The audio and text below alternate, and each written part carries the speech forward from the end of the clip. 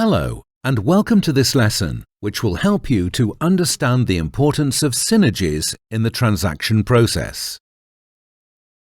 After you have finished this lesson, you will be able to, firstly, understand what synergies are and why they are important, and secondly, understand the different categories of synergy. To begin with, let's define what is meant by a synergy. A synergy is any effect that increases the value of a merged entity above the combined value of the two separate organizations. Synergies should arise in a transaction for several reasons, such as cost savings due to operational efficiencies, or revenue upside due to a more productive use of assets. When it comes to M&A transactions, synergies are often the driving force behind a deal. And a key rule is that synergies from a transaction must exceed the premium paid for the asset to create value. By premium, I mean the amount over and above the value of the organization that is paid to achieve the takeover. For example, consider an organization valued at $10 million. A buyer comes along and, after negotiation and due diligence, agrees to pay $13 million to complete the takeover. The buyer has therefore paid a bid premium of 30% or $3 million to complete the takeover. Synergies from the transaction must therefore exceed $3 million to create value for the shareholders of the buying organization. The combination of two or more organizations should result in the achievement of tangible synergies. Typical areas include revenue, cost and financial synergies, but these also need to be offset by the costs of the transaction itself and any potential dis-synergies, such as increases in employee churn or the cannibalization of existing products. It is important to note that synergies are not usually effective immediately after the merger takes place. Typically, synergies are realized slowly after the transaction, when operational efficiencies, cost savings, and incremental new revenues are absorbed into the newly merged entity. In fact, in the short term, costs may go up due to the costs of integration, and short-term inefficiencies due to a lack of history working together. The slide shows how such synergies can be represented in a simple waterfall chart. Now let's look at the different types of synergies in more detail.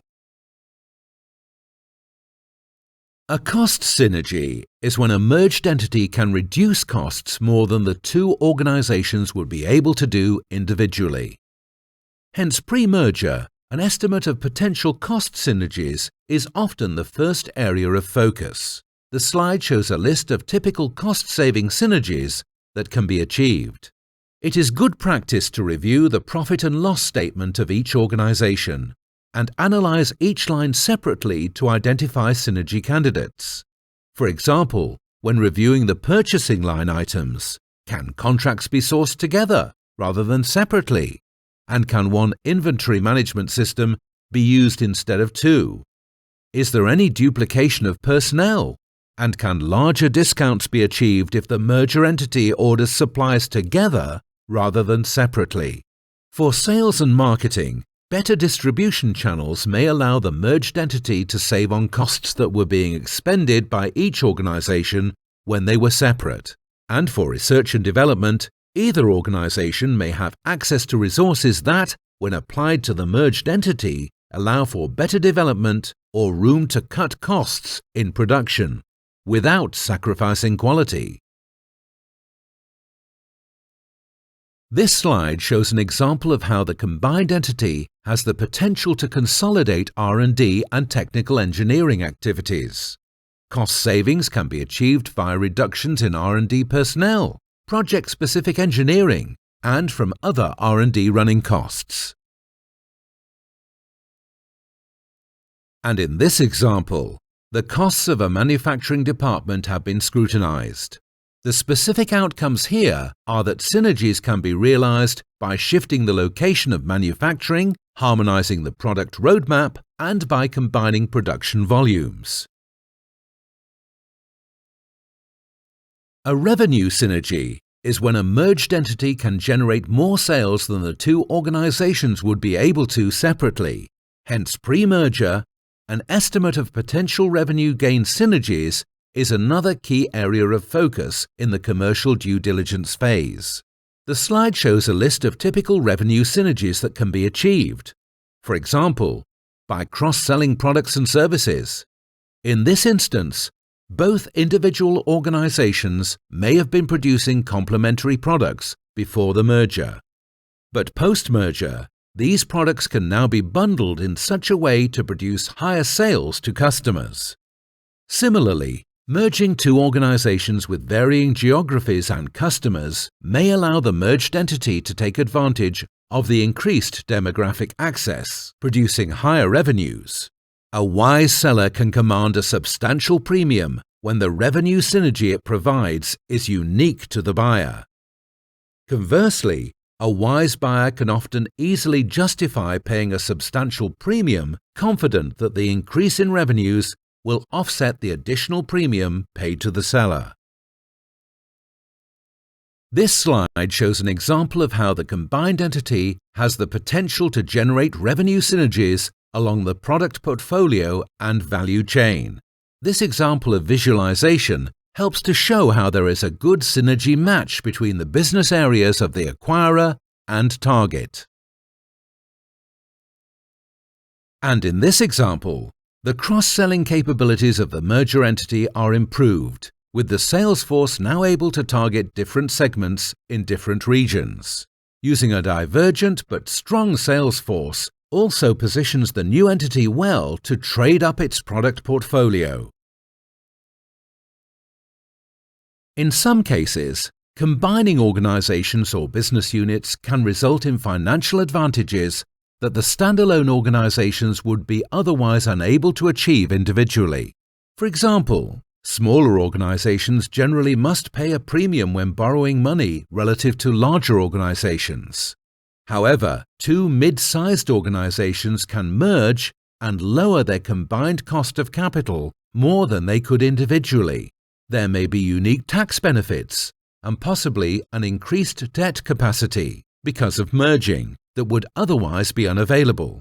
Be cautious when evaluating financial synergies, however, as studies have demonstrated that these synergies tend to be elusive.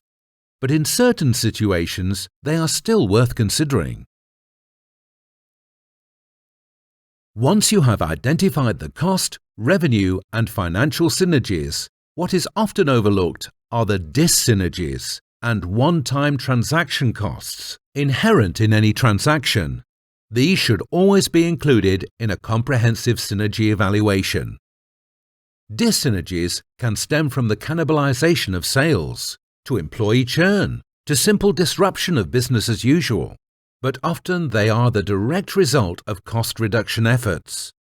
For example, in retail banking, one of the most important cost savings comes from consolidating branches. Some customers may leave, particularly the heavy branch users, but the cost savings are expected to more than make up for the losses. Commercial due diligence on the target's customer base should estimate the percentage of customers likely to defect. In addition, many deal teams neglect or underestimate the impact of one-time costs, such as advisory fees, severance payments, or specific integration costs. In summary, synergies can be difficult to nail down, but without clearly identified and quantified synergies, most acquisitions simply do not make financial sense. Accurately articulating the financial value of specific synergies is a must for both buyers and sellers.